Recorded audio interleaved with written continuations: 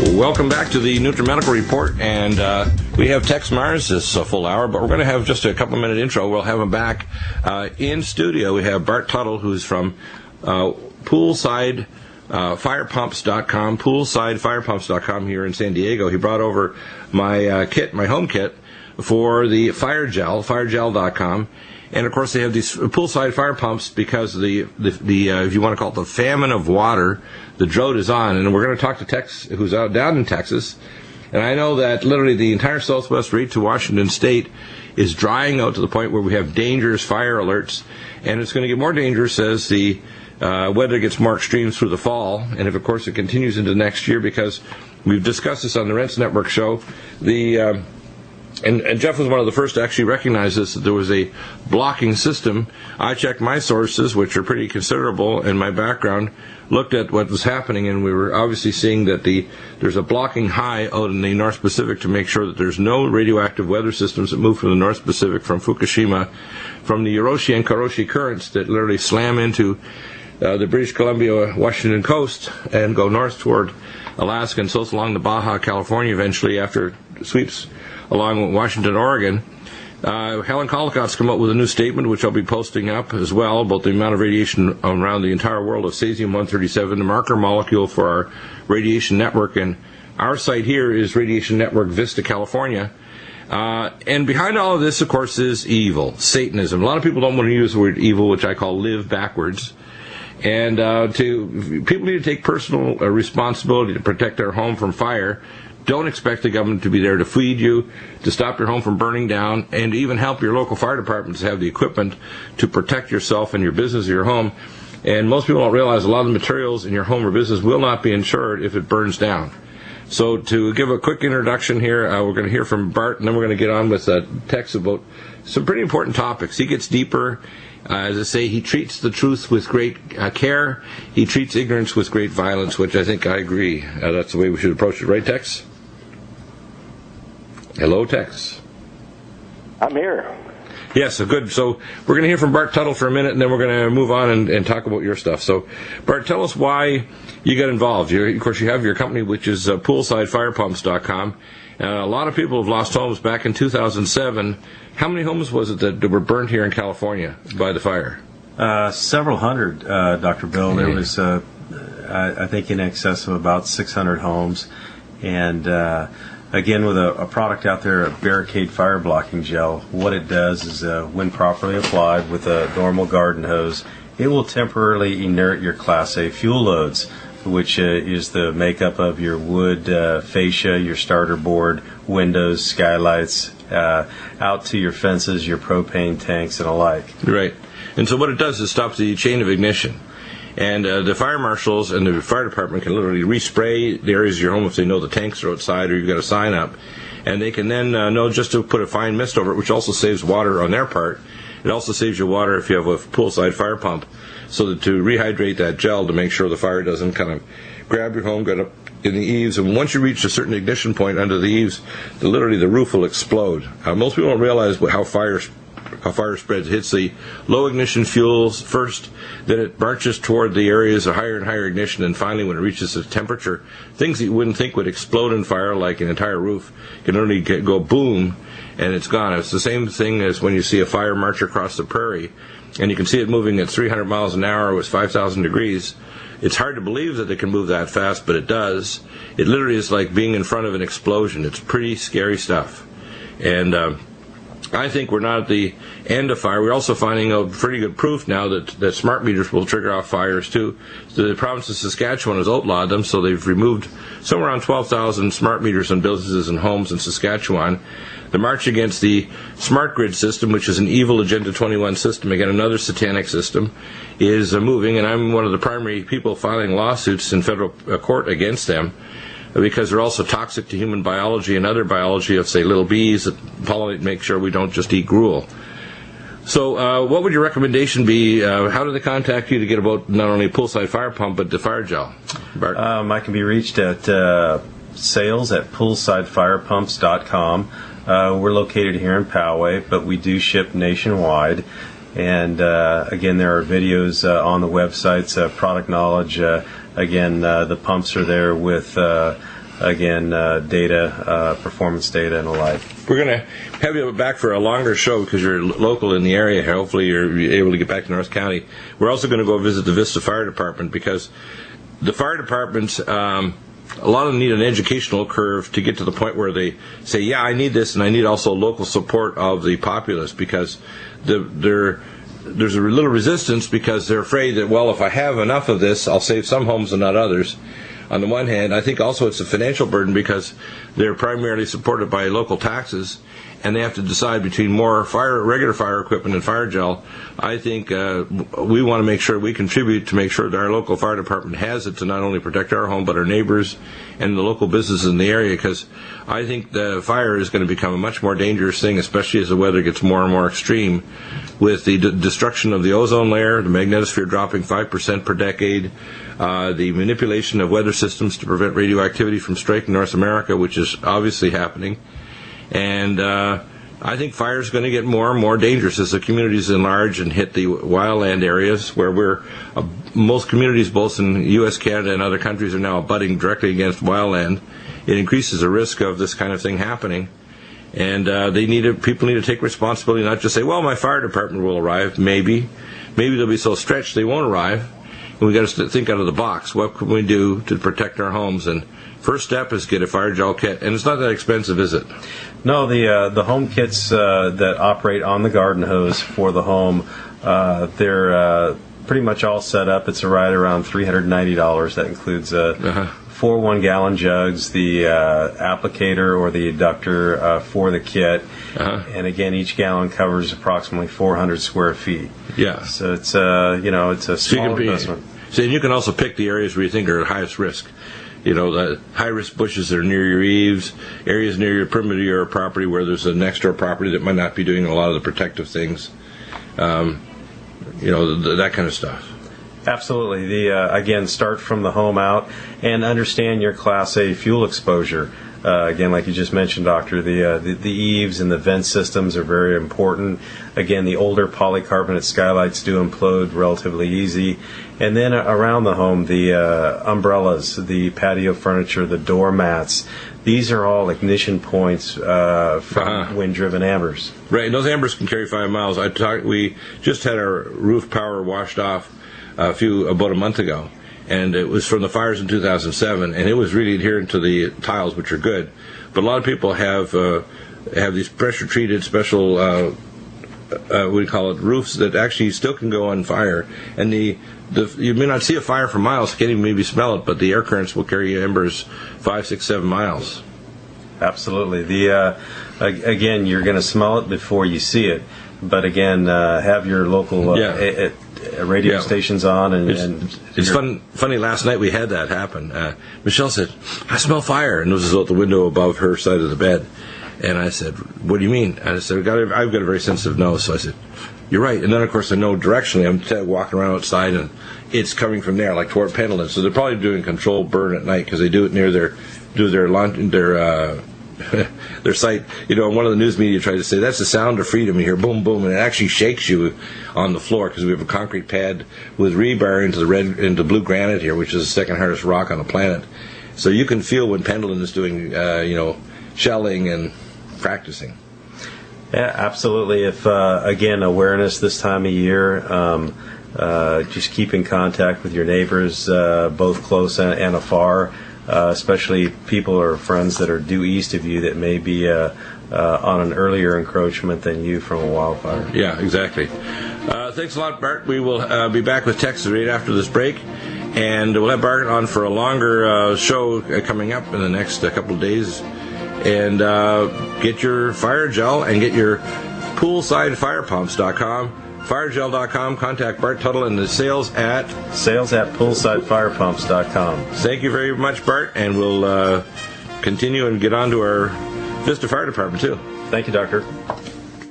We're joined with Tex Mars now. And Tex, you've got lots of projects going on. I know when I talk to you, you often have photographic files going on for years of your travels around the world. And one of the things I find particularly important what you do is you approach things with your skepticals on. You have photographic evidence, like some of your books that you put out, like the Kojak Magica and other books, things about architecture in terms of satanic symbolism and so on.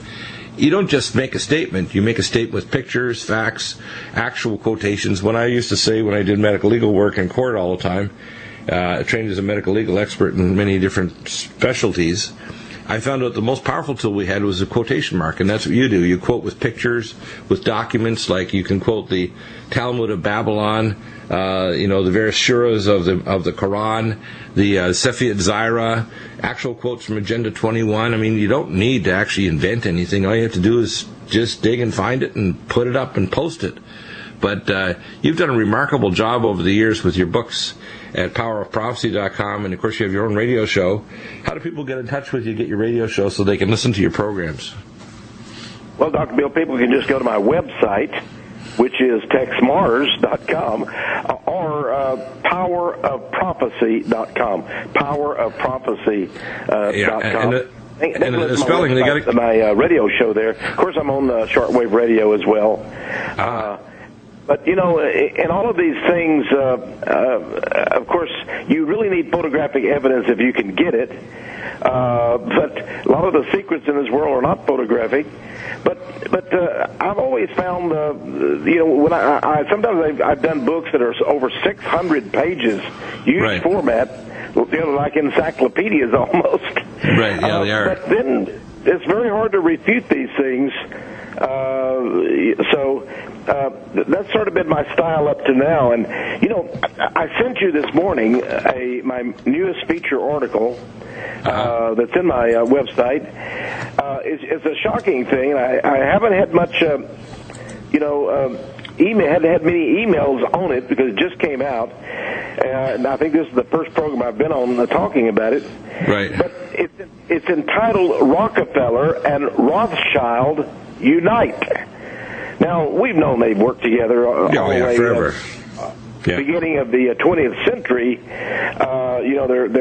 Their ancestors, you might say, Lord Rothschild and John D. Rockefeller, who founded Standard Oil Company, the gigantic colossus. But now, this is an interesting thing, and it happened in 2012. And I do picture a page from Business Insider, and the title says, Dynastic Wealth Emerges as Rockefeller and Rothschild Families Unite. Let the conspiracies begin. Right.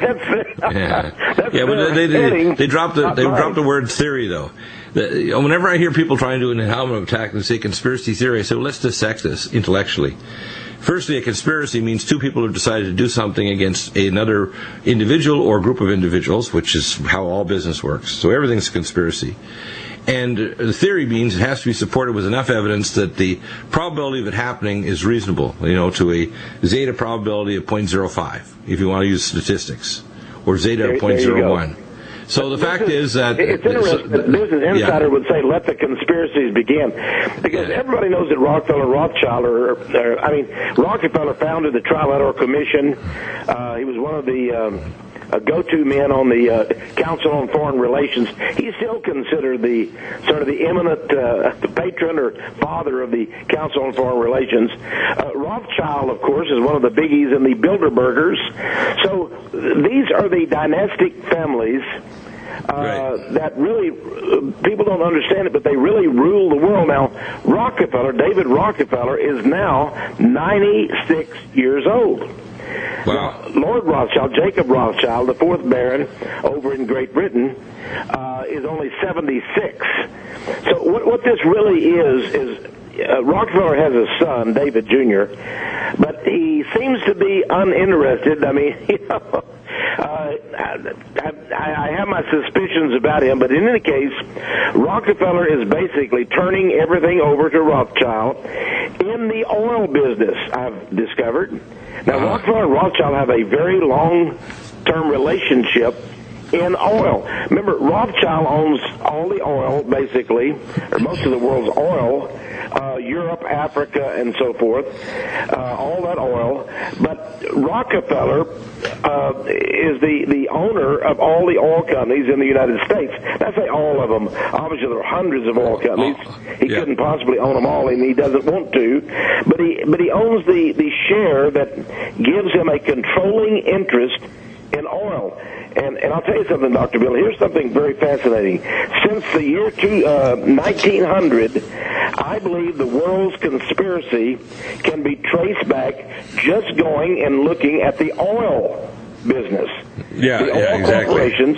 And, of course, Rockefeller also was one of the big cheeses until recently in Chase Manhattan Bank of New York. And Rothschild owns a number of banks throughout Europe and especially in Great Britain. So here we have a banker and oil business, and they have united. It's 2012.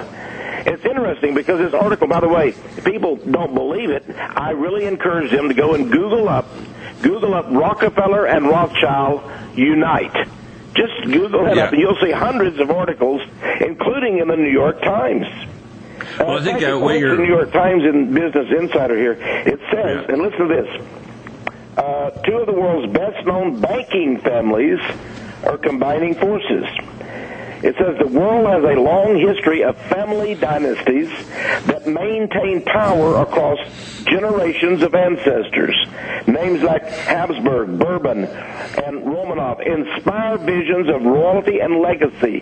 One of the best modern comparisons would be the Rockefeller and Rothschild families, who are now attempting to combine their assets and become an uber dynasty.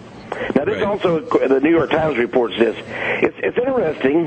What they're doing is because of the oil boom that we have now in the United States, this is what engendered this. They've come to a decision on what to do in the New World Order. The New World Order is definitely based on oil. I call technology is in there as well. But oil is the basis for it. This is why we see the problems with Putin and Ukraine. Everything's going on in the Middle East is all based on the fact that Rockefeller and Rothschild are convinced that they probably have only about 25 to 30 years left in the oil business. I think that's also foolish. Just to give you a couple of side things. First, you know about the Liberty rig up in Prudhoe Bay, Alaska, which has more oil than the whole world produces there. We know about the oil at the oil tar sands, and I used to take care of employees working up there in Alberta.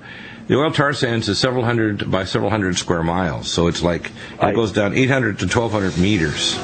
There's more oil there than 300 times the entire proven oil reserves that are in regular oil wells. Then we know the oil wells are refurbishing. They're actually refilling. Right across America, there were pumpers in the back of yards and the back of giant ranches, 10,000, 20,000 acres. There's no shortage of oil. The Earth is a nuclear reactor creating oil. It's not fossil fuels. There's tons of it. Then methane class rates at the bottom of the oceans are thousands of times more energy than even the oil. So everything you said is absolutely true. Save big time at Herbal Text. One of the problems with the general population is we really don't have an education system. We have a diseducation system. We don't have a dialectic that rose in ancient Greece where literally there were no such things as exams. You had to confront your professor and defend your thesis directly, eyeball to hairy eyeball. And if you didn't pass, it meant you didn't have the intellectual capacity to match up like sword to sword, like with your fencing or playing with samurai swords, to be able to survive. We have an education system now that's based on regurgitation. We have a tenure system in universities that makes sure that you don't disprove something you proved 5 years ago, because that's how you got your tenure. And we have a system that basically says whether you're in the medical profession, the political profession, or economic professions, if you say something that ticks off your colleagues, you're soon going to be considered an outcast and anathema. And that's a civilization that, by the way, that's the root of destruction of a civilization, which is what we have now. We have the least of our capacities with the lowest IQ and the most willing to be a sock puppet, Mr. Obama. We have witless and manipulable people like Boehner from the Republican Party, who's not doing what he should have done. And we have technology sequestered away at Bechtel Corporation, Sun Microsystems, Lucent Technology that are hidden away as a bifurcated civilization. And the world is dying from toxic radiation from nanoparticles in upper space. It's dying from the ozone layer destruction. It's dying from economic stupid policies. It's dying from depleted uranium. And it's dying from policies of billionaires like this alliance between Rockefeller and Rothschild. And what we have to do is look back to the book of Daniel that tells us clearly these are people of clay and iron. The clay or human flesh is indwelt by iron, or the iron spirit of transdimensional entities that are avataring them, just like the movie The Matrix. They're not, quote, like us. And people need to go back to the Magna Carta. Remember the Magna Carta, it says that only Baals, or those who are considered humans, have the right to property. And the word Hugh in Welsh means serpent man. You can actually find the green man or serpent man on a pillar in the columns of one of the main churches in Edinburgh, Scotland. And you can actually read these ancient documents like the Magna Carta. I've talked to legal experts and read in Black's Law. You can realize that, in fact, anybody other than a Baal, who's the only one who will actually own a property, a land, or a home, the only one, everyone else is considered a manster. And the word monster is actually just a transliteration of the word manster. So people should understand that the way that Rothschild and Rockefeller refer to us is no different than the Sabbatean, Satanistic, Talmudic Jews who consider a fingernail of, quote, a Talmudic Jewish rabbinical adherent that believes that the opinions of rabbis, both the Torah or anything else, is superior to the word of the Most High God and His prophets. They've made these ugly statements that a fingernail of a Jew is more valuable than the life of a golem, or a quote, subhuman manster, or monster in the word. And of course the kids' latest most popular videos and other shows they watch are Monster High. So they're trying to indwell into us the idea that we're monsters, we're ready for genetic engineering or elimination, we're ready for re-engineering to create a drone class of unisexual individuals that can be reproduced in laboratories and oft when it's not necessary, or make sure we have shortened lifespans when they're getting near I call the singularity of human life, zero senescence. And I've talked to Ron Klatz just a few days ago, who's the president of A4M. We're within 5 to 10 years, maybe 20, but 5 to 10, to the point where zero senescence will be real. And he did a talk a year and a half ago in Dubai at the Burj Dubai, that Khalifa Hotel, which is the tallest building on the planet. And all these billionaires want to know, when can they get it? When can they get zero senescence? When can they stop aging? And so people like this, these 96-year-old and 76-year-old billionaire architects of evil who are avatared by transdimensional entities. And a lot of people don't want to believe this. If you talk to a pastor, they'll say they sort of believe this part or that part of the Bible. They're very selective. But it's plain speaking. You don't need to even interpret it. The Bible says in 2 Peter, no scripture is of private interpretation. The Bible interprets itself.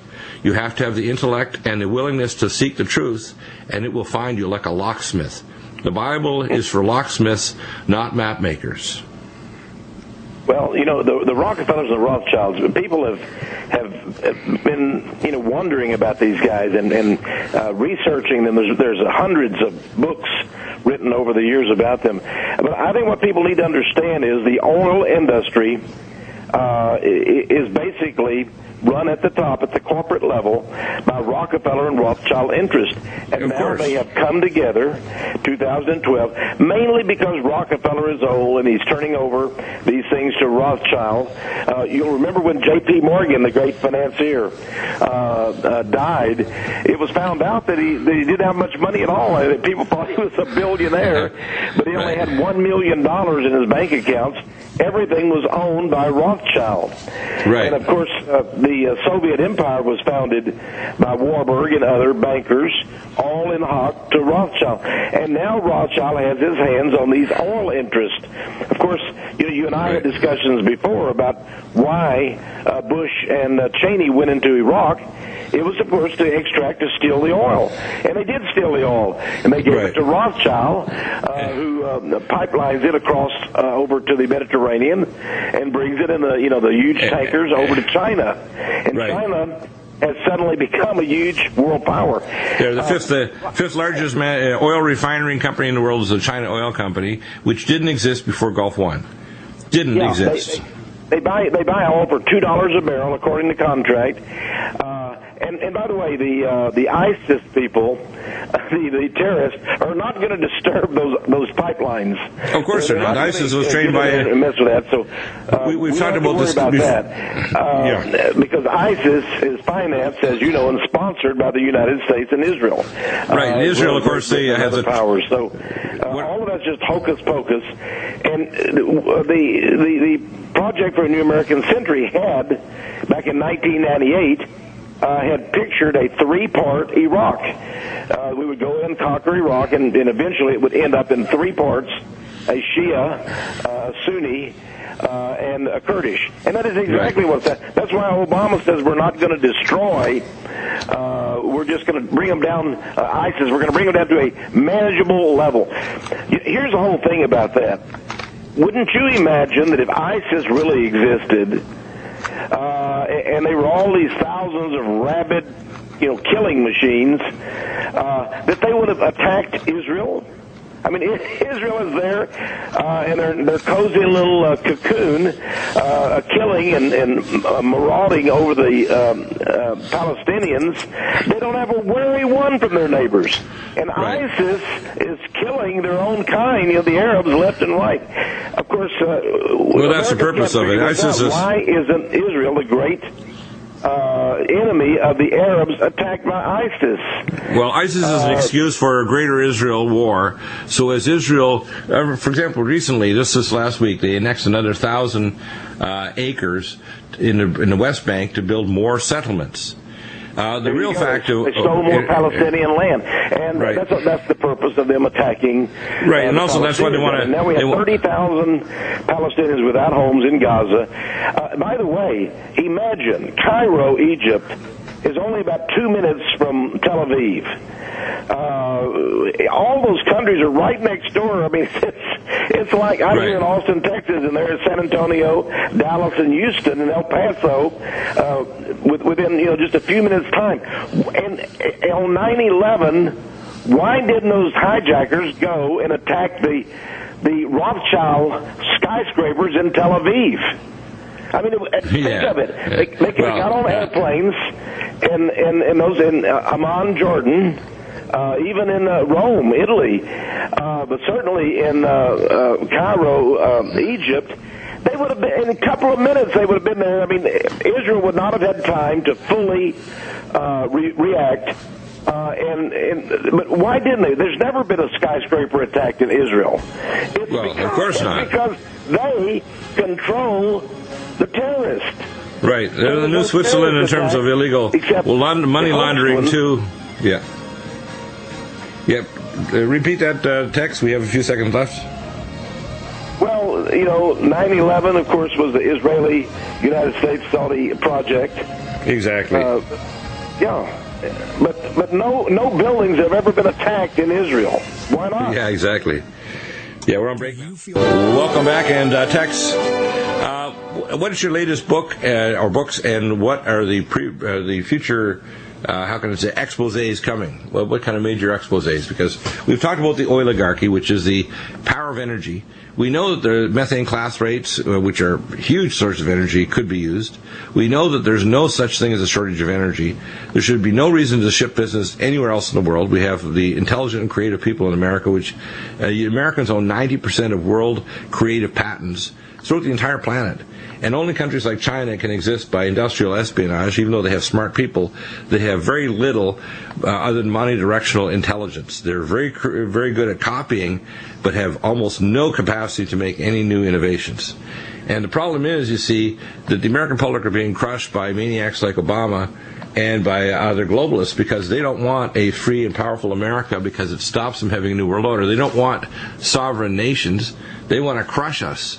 They don't want to have a Christian nation that counteracts the new alliance between Islam and the globalists, which is why it says in the Bible that they will be headed for before the altar.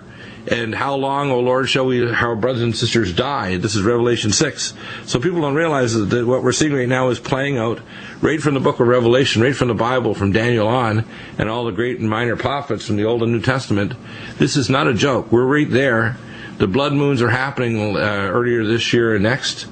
And I believe that we're near the partitioning of the state of Israel. I think that this oligarchy is going to launch a third war into Iraq, and it's going to probably precipitate a treaty which will temporarily hold back destruction, but not permanently. And we're going to be facing some pretty awful things in the not-too-distant future.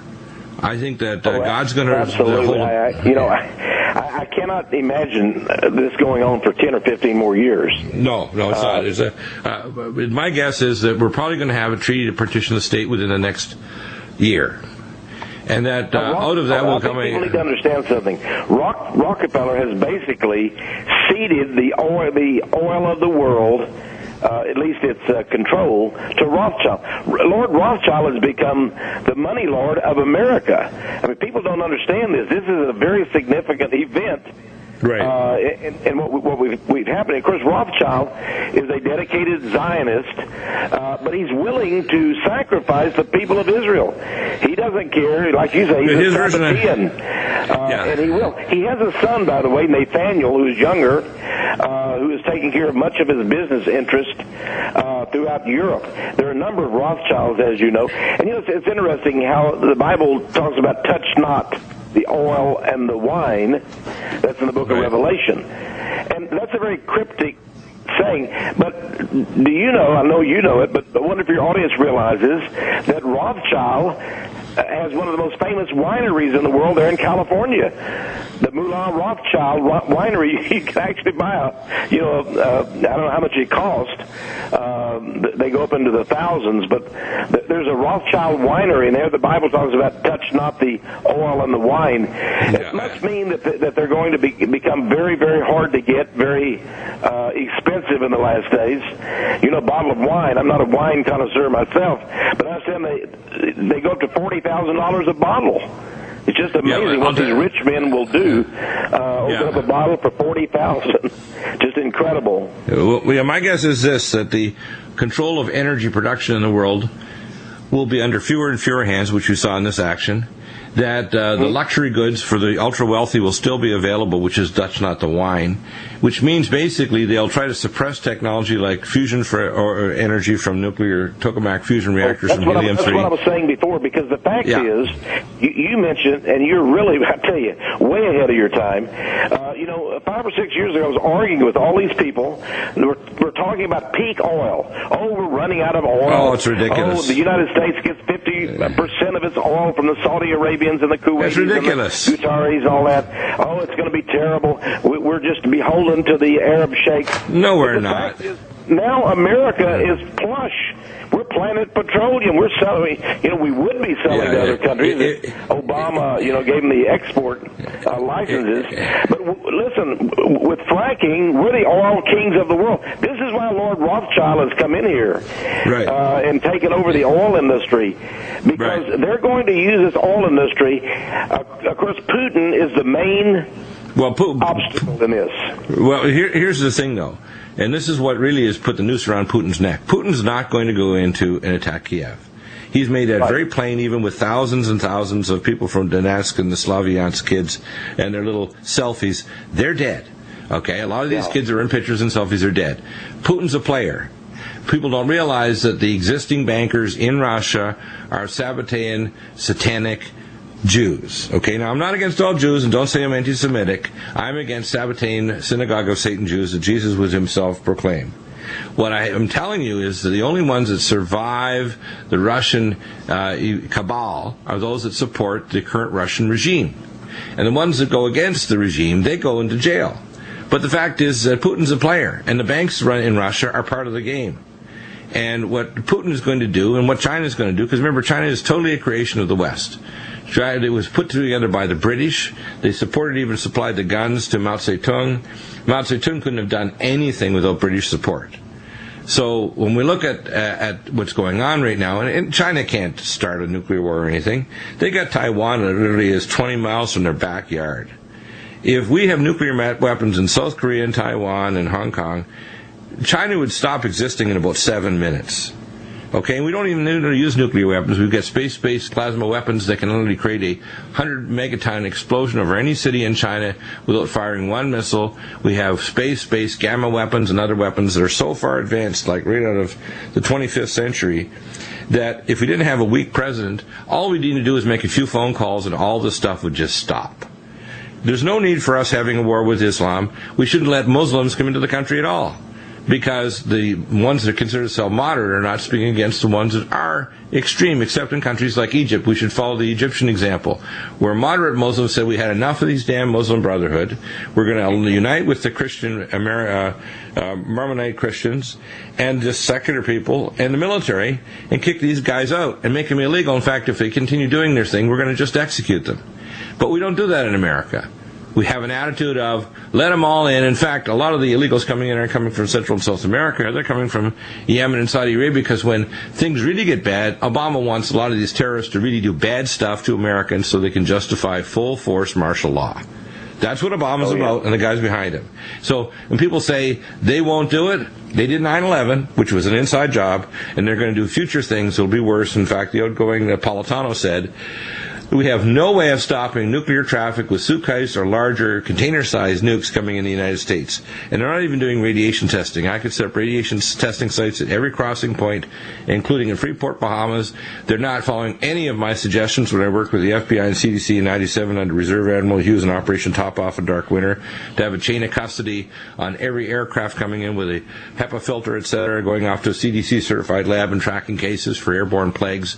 Nothing is being done to protect the American public. In fact, if anything, we're being put at increased hazard of not having secure energy, not having secure even energy power systems, because when you go to smart meter, smart grid, it makes us more vulnerable to an attack by the Tianjin Blue Army or the Russian cybernetic warriors or Iranians.